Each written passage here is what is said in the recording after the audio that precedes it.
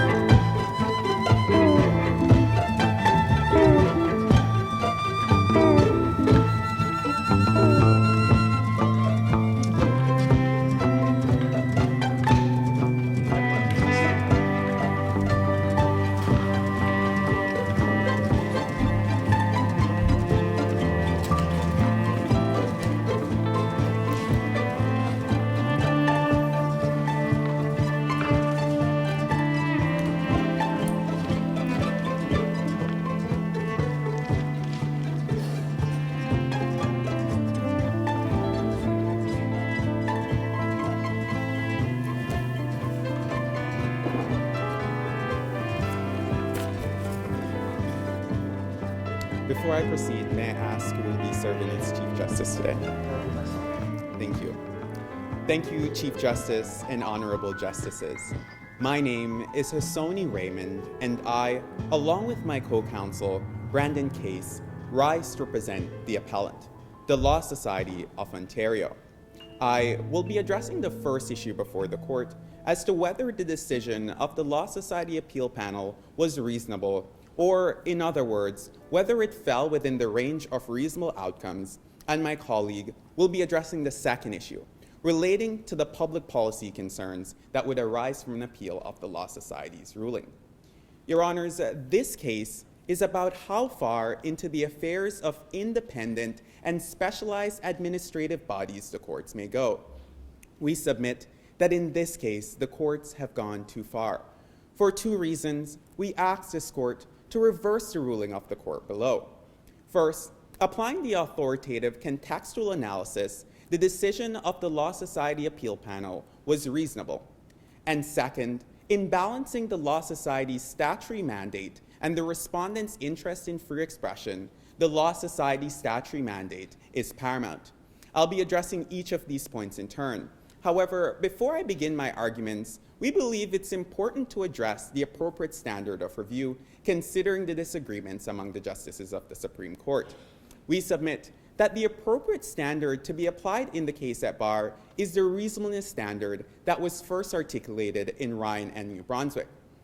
The court noted that decisions of specialized administrative bodies interpreting their own statute closely connected to their functions are presumptively reviewed for reasonableness and entitled to deference from the courts.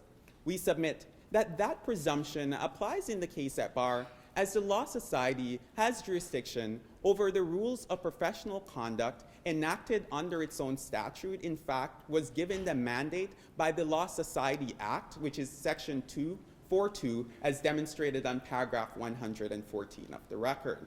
And it's important for us to note that the reviewing court should not determine whether or not the decision of the appeal panel was correct, but whether it fell within the range of reasonable outcomes. Now, addressing my first merit relating to the contextual analysis, the appeal panel recognized the importance of civility in the legal profession and the corresponding need to target behavior that can detrimentally impact trial fairness and the administration of justice.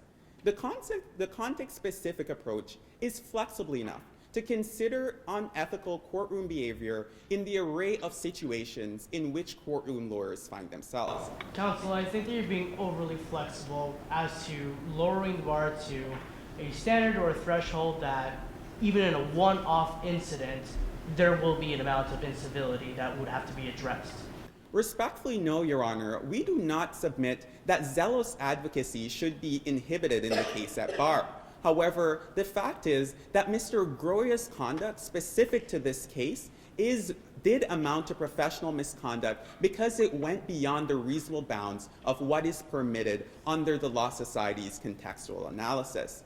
Now, I'd first like to mention the factors that are considered under this contextual approach.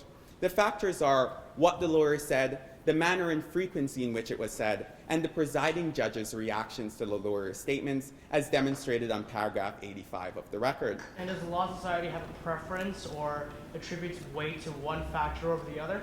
No, Your Honor, it's just a proportionate balancing of all these factors. And in fact, the appeal panel noted that the respondent did have an honest but mistaken belief in law. However, they also noted that that was not enough to justify his constant and persistent attacks on the integrity of opposing counsel, as demonstrated on paragraph 131 of the record. And Counsel, you believe it to be unreasonable then that Mr. Gloria made those allegations against opposing counsel, believing them to be true.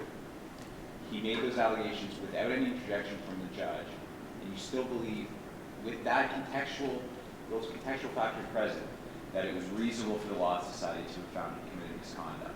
Yes, Your Honor, because appropriately balancing all the factors, we see that the trial judge actually did end up correcting Mr. Gloria's behavior, and even after he initially corrected him, in several other instances throughout the trial judge still had to interject on behalf of Mr. Gloria to... Is that saying, Counsel, 57 days of the trial passed before anything was said about Mr. Gloria's conduct, and he did adjust his conduct accordingly as soon as it was brought up? I mean, it seems that the system is functioning just fine without the involvement of the Law Society policing lawyers' behavior. Respectfully, no, Your Honor, but we would give note that the consideration of the trial judge's reaction is an important contextual factor to be considered. However, that is not the only factor to be considered. And the fact is, Mr. Gloria attacked the integrity and resorted to personal attacks and sarcastic comments. And as the court noted, in Hill and Church of Scientology, Toronto, allegations against the integrity of opposing counsel should not be taken lightly. Our reputation... I would understand that reaction can be important, but that in itself is overly subjective. Why, if there was another trial judge and they had absolutely no reaction, or the first day there was, a very big reaction, what say you to that? Your Honor, this is why it can be subjective, and this is why the objective approach using the contextual analysis and the Law Society outlining the series of factors that ought to be considered creates this objective standard that can effectively determine whether or not professional misconduct had taken place in the case at bar. So, counsel, is it your submission that there is an objective standard that has been proposed by the Law Society which defines what incivility is? In essence, Your Honor, because the contextual approach outlines the series of factors that ought to be considered, it's not barely based on Mr. Gloria's honest but mistaken belief. And we caution this court by allowing a subjective standard to determine whether incivility has been present in the case, because that would allow lawyers to escape the punishment of the Law Society, because they could simply claim that I honestly and mistakenly thought that this was the correct thing that I was saying, therefore I should be free from repercussions. And that is not the type of precedent that this court has encouraged. Now, so where's the line, counsel? Where is the line? What is considered civil behavior and what's considered uncivil to the point that it reaches and surpasses a professional misconduct? Yes, Your Honor, and in the case at bar, it would be Mr. Gloria's attacks on the integrity of opposing counsel, personal attacks, and his use of sarcasm. However, each case is specific, and that is why it's important for us to apply the reasonableness standard and use the contextual factors to determine whether or not there was professional misconduct. So to this case then, counsel, you've outlined these three factors. You've said that they're not equitably treated, which and the specific circumstances of these three factors are weigh the most against Mr. Gloria?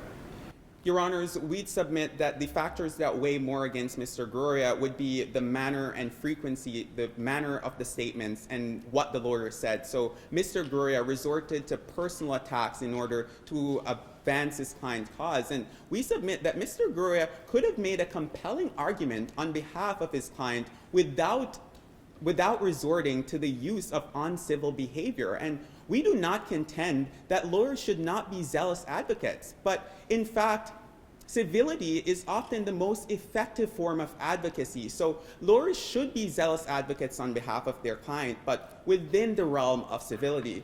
Now, So what if we, not to interrupt you, pardon me, but what if we as a bench do not believe you or do not take your argument on the substance of what he said weighing against him? Let's say that's a loss.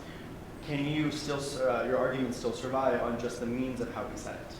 yes, Your Honor, because the sarcastic tone and also the trial judge's reaction, the fact that the trial judge had to actually step in and correct Mr. Goria's behavior, and even after that initial correction, he still had to correct him on several other instances. And the appeal panel effectively considered these factors, and a ruling that the respondent's behavior was professional misconduct is not outside the range of reasonable outcomes, which leads me to my second merit, that the Law Society's statutory mandate in regulating the legal profession is paramount to the respondent's interest in free speech. Counsel, before you move on, did the Law Society with equal treatment weigh the purpose of his zealous advocacy? Yes, Your Honor, and they in fact took into consideration his honest but mistaken belief of law. However, they still noted that it was not enough to justify his attacks on the integrity of opposing counsel. I see my time has expired. May I briefly conclude? Yes, you may. My thought. Your Honors, the fact is, in the case at bar, to briefly address the interests at stake, Mr. Goria does have an interest, and lawyers have an interest in maintaining the transparency and accountability of the judicial system. However, when their utterances are far removed from the core values of the Canadian Charter, the Law Society's interest is more compelling.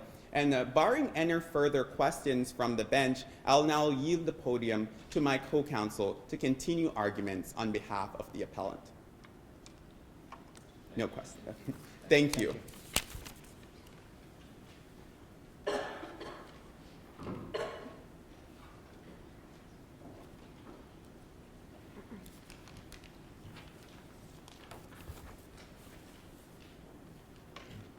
May I proceed, Mr. Chief Justice? You may. Good afternoon, members of this honorable court. My name is Brandon Case, and I am continuing submissions on behalf of the appellant, the Law Society of Ontario, in the case at bar. I will be addressing the second issue before the court today, pertaining to the public policy concerns stemming from this appeal. Your Honors, as Justice Moldaver so eloquently stated in delivering the majority opinion of the lower court, the trial process in Canada is one of the cornerstones of our constitutional democracy. Yes, Counsel, so is expressive freedom. Yes, Your Honor, we do agree that expressive freedom is a very important right that is entrenched within the Charter of Rights and Freedoms under Section 2 of our Charter. So why are we then allowing for those freedoms to be either restricted or even more so limited than what they typically are, given that the rule book that lawyers must abide by, it does clearly line out what civility may be. We need a bright line in that regard, but why are we not affording enough of a defense for zealous advocacy? Your Honor, it's because zealous advocacy and the ability to be civil within the courtroom is not incompatible. And if we look specifically to the right of freedom of expression, it's important to note that this right is not absolute. In fact, there are restrictions on what you can say within the confines of a courtroom, because for over 200 years, the Law Society has been delegated the deference to make the determinations of what the rules of professional conduct are within the profession into their interpretation.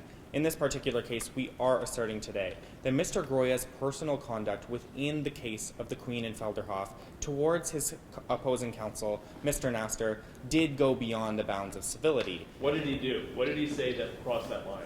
He made personal attacks that would question the integrity as per paragraph 101 of our record. And in this case, we can see that Mr. Groya's assertion There was a basis for doing that, right? There were documents that were missing, and it looked like something was going wrong. Perhaps, Your Honor, but it's the manner in which Mr. Groya brought those allegations up. Now, making an application of whether the opposing counsel was engaging in prosecutorial misconduct is an important interest on advancing his client's cause, but it's in the manner in which you bring those allegations up. There are standards that can be done to bring this up in a civil manner, and Mr. Groya went outside those bounds of incivility. Well, you're suggesting that we use a contextual approach, and so part of that context is that he brought a number of motions related to discovery as well. Why are you excluding the fact that he did use the legal process in conjunction with these comments and these objections that presumably would have been used for an appeal at a later date? Yes, Your Honor, we do agree that Mr. Goria did make these allegations with an understanding that this was occurring. However, it is important to note that he was mistaken in this belief, and we are asking that the court determines that his use of civility, or rather incivility inside the courtroom, was not an effective means of zealous advocacy on behalf of his client. It was rather an instance of incivility that would allow the public at large to have a diminished perception of the justice system as a whole. If the court were to determine today that to side in the favor of the respondent and find that the ruling of the lower court was in fact reasonable, we would be effectively undermining the deference that has traditionally been granted to these administrative specialized tribunals to make. What deference do you recommend be granted to the courts? And the courts are the institution that actually sees day in and day out the conduct of lawyers, sees what can be that threshold.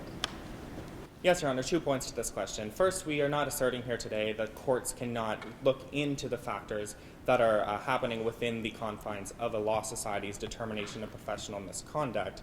However, in this particular case, we are asserting that the Supreme Court of Canada's decision went beyond the determination of whether or not this was within the reasonable outcomes that could have come out of the determination by the law society. They were simply looking at whether or not that was a correct interpretation.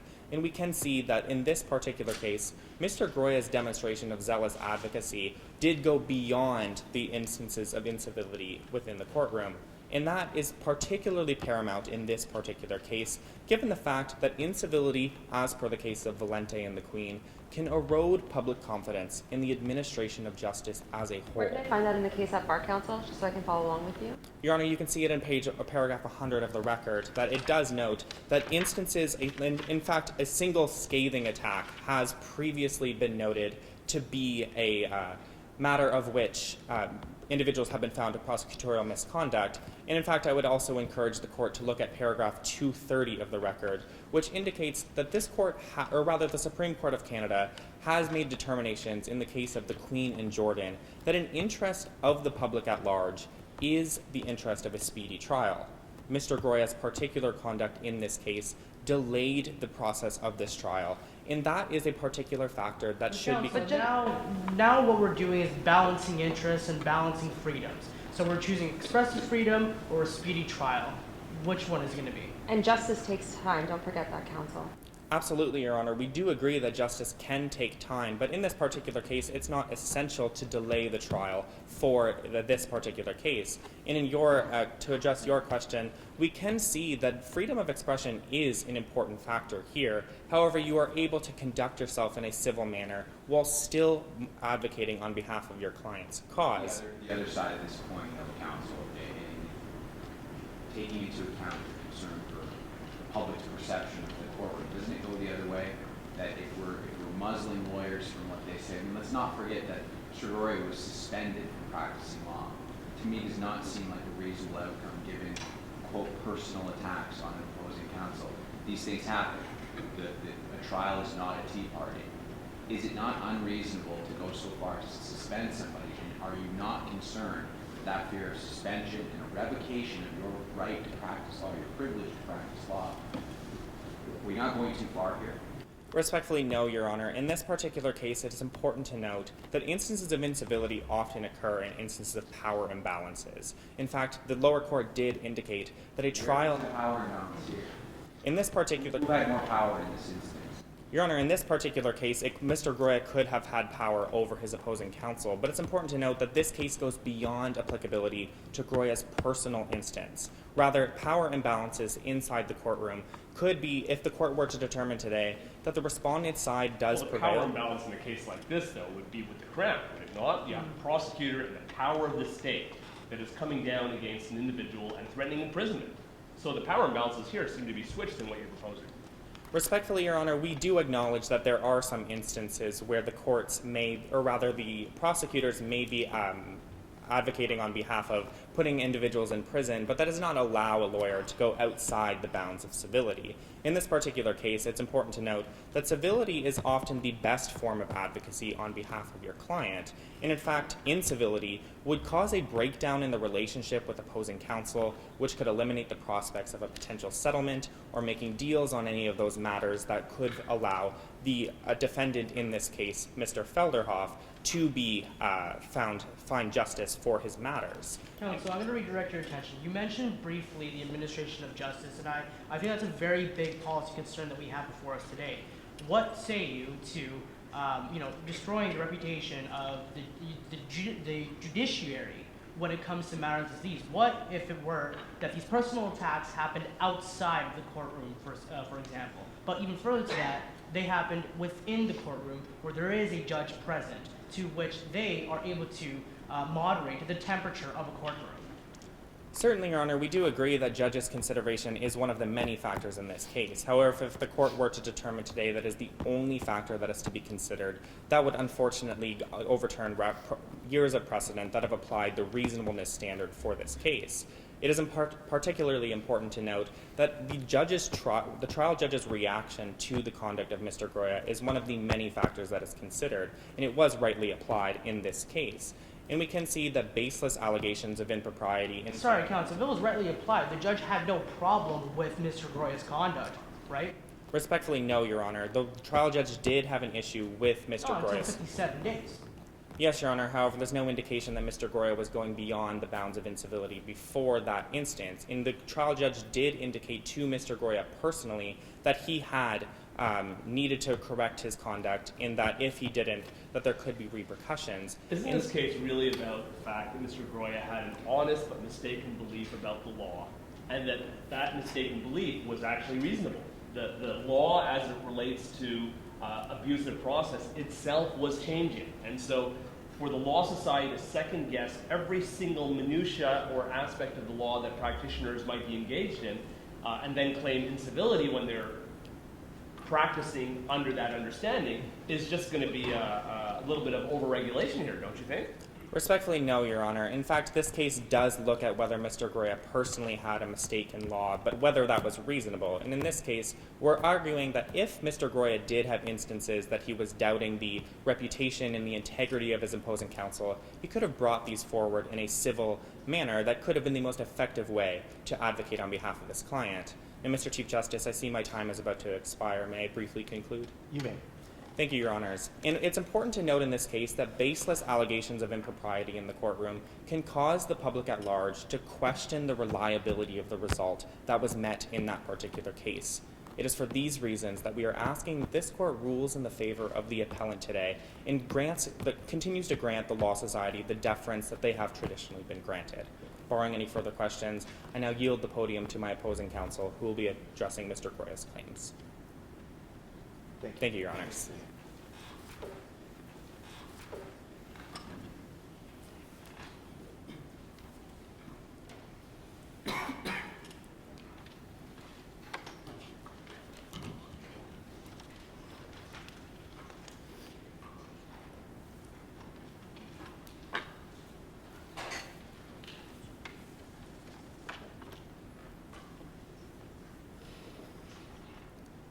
Good evening, Mr. Chief Justice, and may it please the court. My name is Nicolas Gill, and I, along with my co-counsel, Mr. Stephen Marchand, appear on behalf of the respondent, Mr. Joseph Peter Paul Groya, in the case at bar. Justices, we're here today because the appeal panel came to the unreasonable conclusion that Mr. Groya's allegations against the Ontario Securities Commission amounted to professional misconduct. I'll be addressing the first issue before the court today.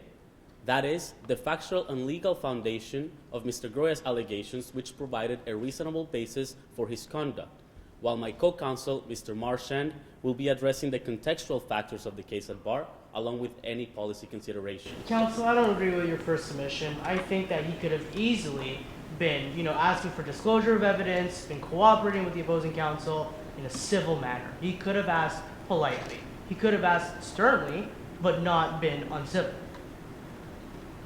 Certainly, Your Honor, the manner in which Mr. Groya put forward his arguments before the court may be debatable in the case at bar.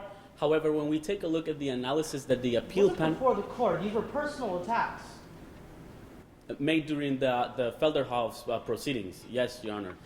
And then my particular focus in the case at bar is that the appeal panel detached itself from its own analysis and approach when coming to the conclusion that Mr. Groya's allegations were unreasonable and amounted to professional misconduct. Well, he made allegations. I mean, I think it's one thing when we're talking about disclosure. It's another thing when he starts calling people lazy and incompetent, isn't it? Certainly, Your Honor. Those are personal attacks, as we're hearing. And so how does that not cross the line into incivility? Well, Your Honor, while we concede the point that Mr. Groya's behavior contextually might have been over the line, our particular issue is with the appeal panel's decision that Mr. Groya's misconduct allegations and that prosecutorial misconduct against the Ontario Securities Commission had a factual and legal foundation, contrary to what the appeal panel held in its decision. Did the appeal panel, though, also look at factors like lazy and incompetent and those types of things as well? This is part of it. Why are you separating those out? Simply because the appeal panel in its decision held that sincerely held but mistaken legal beliefs are not by themselves a basis for a finding of professional misconduct. Yet, when they came to the conclusion within their own decision, they held that Mr. Groya was guilty of professional misconduct based on the fact that he was mistaken in I law. read those passages as well in the Supreme Court kind of decision, and I don't think that that's actually what happened here. It's, as your friends have indicated, it was the manner in which he expressed his discontent or his concerns about the law. So how do you address that? Well, Your Honor, when it comes to the manner on which Mr. Groya addressed the court and opposing counsel in the case at bar, we relay back to the factual foundation of his arguments when it came to the attacks, as my friends across the bar have put it before the court today, against the Ontario Securities Commission. Now, if I remit the court to paragraph 129 of the case at bar, we see that during the first disclosure motion brought up by Mr. Groya, Mr. Naster made the statement that he was under a prosecutorial obligation to disclose all relevant documents and material before the trial judge, and that he was duty-bound to do so before the court. Now, when it comes to the factual foundation of the case at bar and Mr. Groya's allegations, which in part gave leeway to the manner in which he brought up his arguments, we asked the court to conclude today, based on the evidentiary record, that he did have a reasonable basis when it came to his arguments, due to the fact that he reasonably believed that the conduct and behavior of the Ontario Securities Commission was improper. Counsel, I can appreciate that, and I can appreciate that he might have been wrong, mistaken belief. He could have been right. He was uncivil. Yes or no? Yes, Your Honor. So the manner is very important. Yes, Your Honor. But as the appeal panel, in fact, puts it before the Supreme Court of Canada in paragraph 139 and 132 of the decision, when it comes to a question of civility and when it comes to whether or not Mr. Groya was correct or incorrect in law, the question doesn't become whether or not he was correct or incorrect, but it becomes whether he had a reasonable basis for his legal beliefs and therefore his arguments put before the court. I think it's more specific. I think it's whether he knew or ought to have known that he was duty bound to practice civility. Well, that might be true, Your Honor. The question at bar today is whether or not Mr. Groya had a reasonable basis for the arguments he put before the court, in order to come to the conclusion that his manner was civil or uncivil when it came. I have to disagree with you. I don't buy that. How is it possible that a previous OSC prosecutor does not know the law and was mistaken? I don't buy that for a second. He was highly, highly experienced. Well, Your Honor, while that argument might hold its own water and it might be perfectly valid in the case at bar, when it came to the subjective approach of the appeal panel's analysis of Mr. Groya's arguments, they did hold that Mr. Groya's arguments were in good faith and didn't possess any ulterior motives when it came to the allegations against Mr. Nasser in the Ontario Securities Commission. Yes, But this counsel. court can re-examine that, no? Precisely. Good faith does not negate being duty-bound to civility. No, Your Honor, it doesn't. But in the case at bar, the appeal panel came to the decision that Mr. Groya's arguments, first, were in good faith and didn't have an ulterior motive when it came to his allegations, and second, that they lacked a factual and legal foundation when it came to the reasonable basis of his arguments against the Ontario Securities Commission. Now, when it came to the decision of the appeal panel, which grounded Mr. Groya's allegations as professional misconduct, they concluded that his allegations constituted professional misconduct under the Rules 3.1 of the Professional Rules of Conduct, based on his mistaken belief when the appeal panel said themselves. That same rule that you're invoking is linked to the rule that talks about competence. And so really what I'm hearing from your argument is that Mr. Groya can be incompetent as long as he's relying on the incompetence of another lawyer. Not necessarily, Your Honor. When it comes to the competency of Mr. Groya and his arguments, we asked the court to conclude today that there was a competency to Mr. Groya's behavior as he was in attempting to provide a full answer in defense for his clients and gets into the contextual factors. But doing it incompetently. Do you concede that there was a competence issue then? Is that what I'm hearing? Not, Your Honor. We concede that the question before the court today is a question of incivility. However, when it comes to the competence of Mr. Groya during the Felderhoff proceedings, we do ask the court to conclude that he was competent enough to meet the requirement of the Law Society's mandate. That would mean that he's competent and sophisticated enough to understand that there's a rule book. While that might be true, Your Honor, the fact that a lawyer is wrong in the law is not enough of a basis for a finding of professional misconduct. So we're protecting overzealous advocates at any cost, really. Not necessarily, because as we have said, the considerations of the appeal panel are not only whether or not a lawyer is wrong in the law and whether or not they have a factual foundation. We also consider the contextual factors, which my co-counsel will further elaborate on, throughout the proceedings and throughout the arguments brought up by the lawyer in the case at bar. So wrong in the law, but also wrong in terms of understanding civility. You'll give us that? Two wrongs make a right. It's not just about his misunderstanding of the law. This is also about his misunderstanding about what is appropriate conduct. Not necessarily, Your Honor.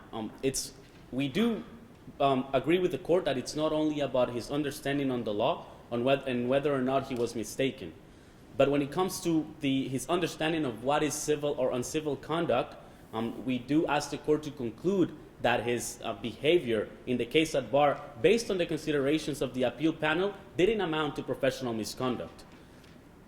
Now, we've put before the court that Mr. Groya, in his allegations of prosecutorial misconduct against the Ontario Securities Commission, had a factual foundation based on the evidentiary record we put before the court today, and that as the appeal panel conceded, they were made in good faith and without any ulterior motives, which would only leave the court to conclude that the appeal panel came to its conclusion based on the fact that he was wrong in the law. Sorry, counsel, if I could just interrupt you for a quick second. Can you clarify what that factual foundation is, just briefly?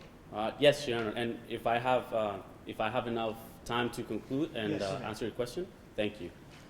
So the factual foundation, as we've shown the court today, is Mr. Nasser's statements in regards to his disclosure obligations when it came to the proceedings before the court, and how Mr. Groya believed that those allegations amounted to the prosecutorial misconduct of the Ontario Securities Commission. I'm satisfied. Thank you, counsel. Thank you. Bearing any further questions, now my co-counsel will proceed with the latter issue before the court.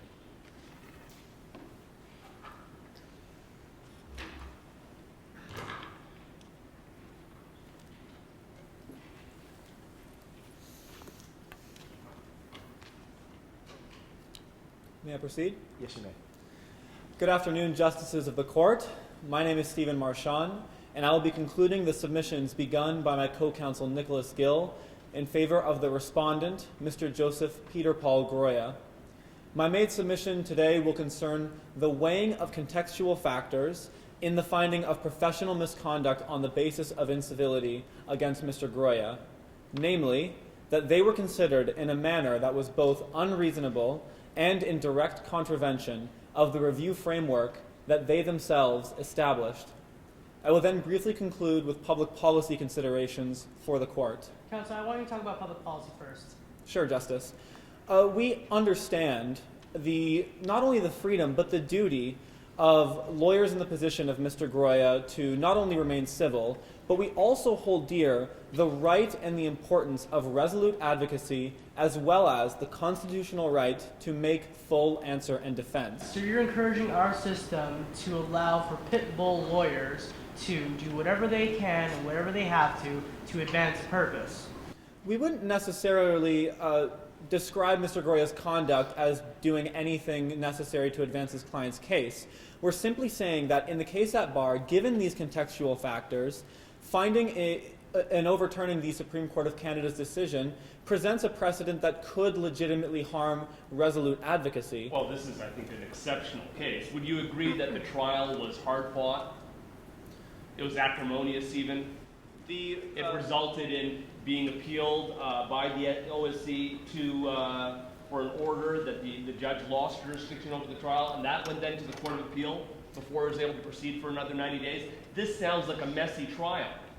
Justice, and Mr. Groya's conduct is one of the most important contextual factors as to why this trial was so messy, wasn't it?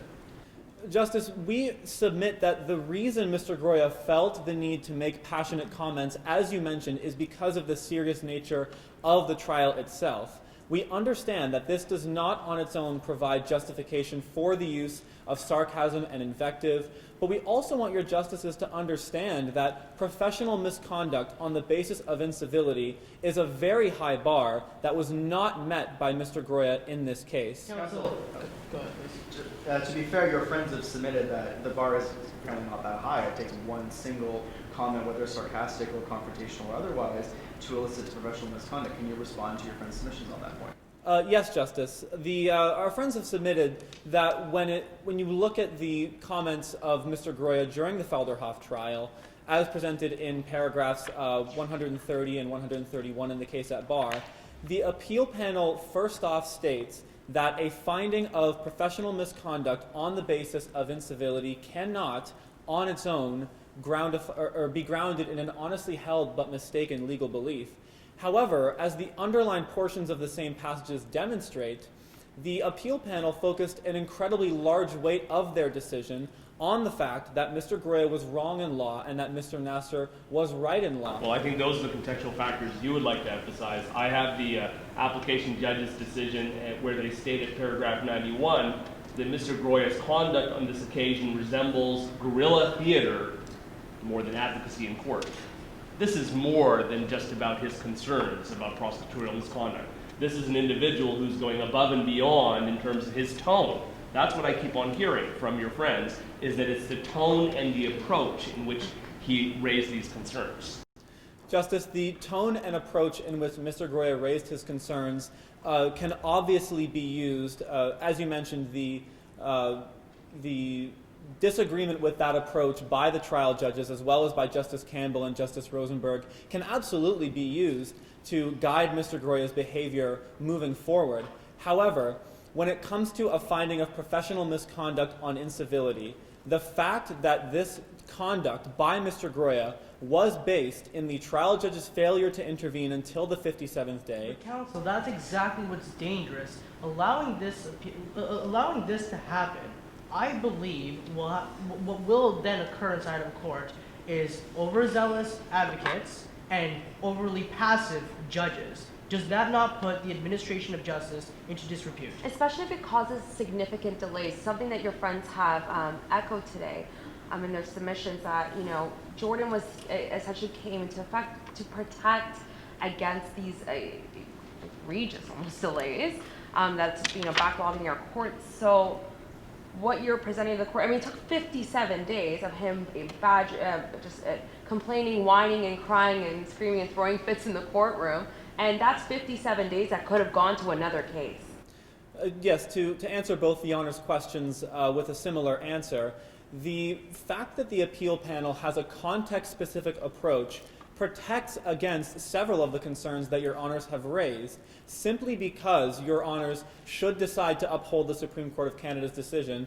This does not mean that every single aspect of Mr. Groya's behavior will be condoned in future cases, and it does not mean that every single motion in the future, even if it works against the expediency of the justice system, will have to necessarily be pursued by a matter of principle. We're simply saying that in this particular case, the contextual factors provided the basis for Mr. Groya to make his allegations, and that based on this understanding, professional misconduct on the basis of incivility was not met by Mr. Groya's conduct. Right, counsel. So if I understand your position correctly, the way I view it is that a lawyer is a gun, and a lawyer has ammunition.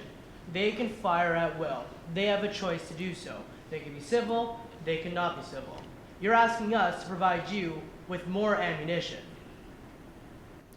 Not necessarily, Justice. We are simply asking the court to observe the conduct of Mr. Groya in this case. Once again, his conduct is not a hard and fast rule for approval, should you side with us today. I'll go further. So he can also fire at will. No, Justice. We don't submit that because sarcasm and invective, as I understand you're referring to with the analogy, we understand that this is not going to be condoned conduct in every courtroom. It is up to the discretion of the trial judge. In this case, the trial judge was in the best interest or had the best knowledge to be able to deal with those concerns upon first instance. Counsel, my apologies for interrupting, but I mean, we always hear about how difficult, a job the judges have, how they're overburdened, overworked, courts are understaffed, under-resourced. Are you saying that then, the judge is the person who should be monitoring a lawyer's conduct and correcting them, or should the lawyer not have a responsibility to follow those rules on their own? Justice, when it comes to the context-specific approach of the appeal panel, we are simply saying that in this case it was reasonable for the Law Society to put significant weight on the fact that the trial judge did not intervene, and because they failed to do this, this leaves them to fall into contradiction of their review framework.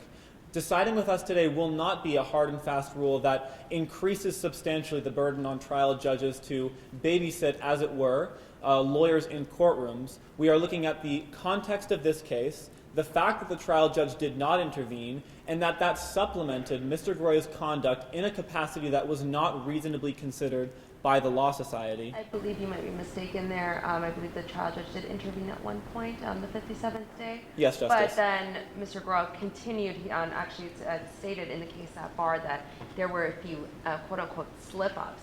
So clearly, even with the trial judge cautioning Mr. Groya, it didn't seem to have that big of an impact on him.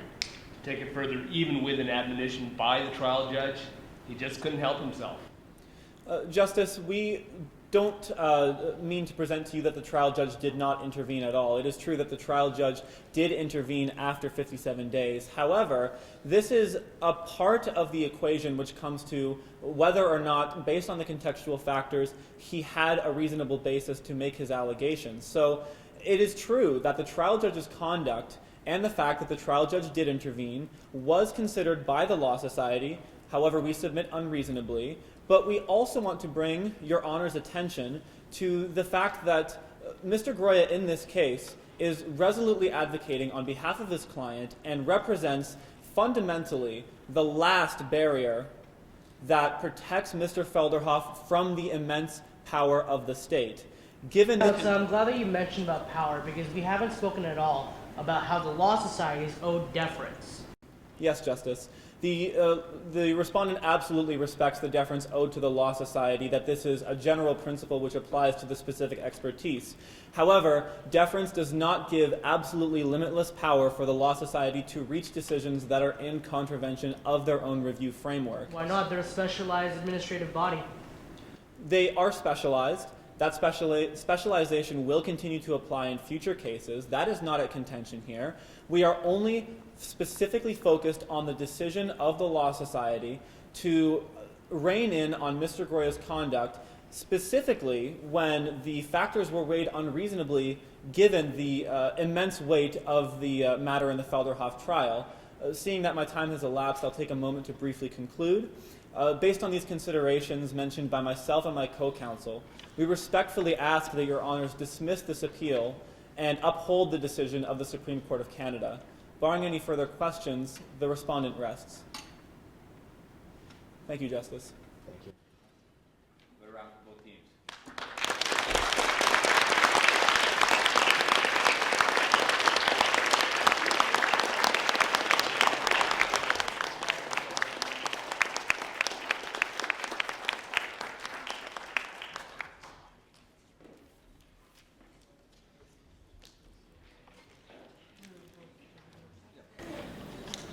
All rise for the bench to retire.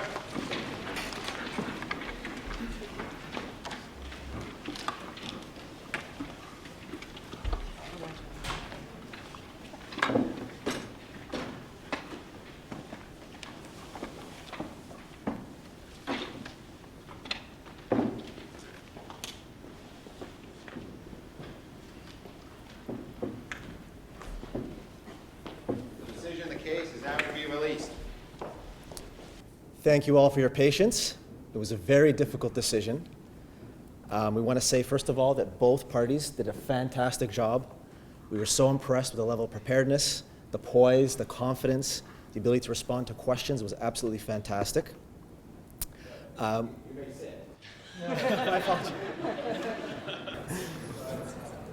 We wanted to say that the appellants did a great job anticipating arguments. Excellent presentation. The respondents did a great job, having to deal with some of the intense questions from the bench. It was a very close decision, ultimately 4-3 in favor of the respondent.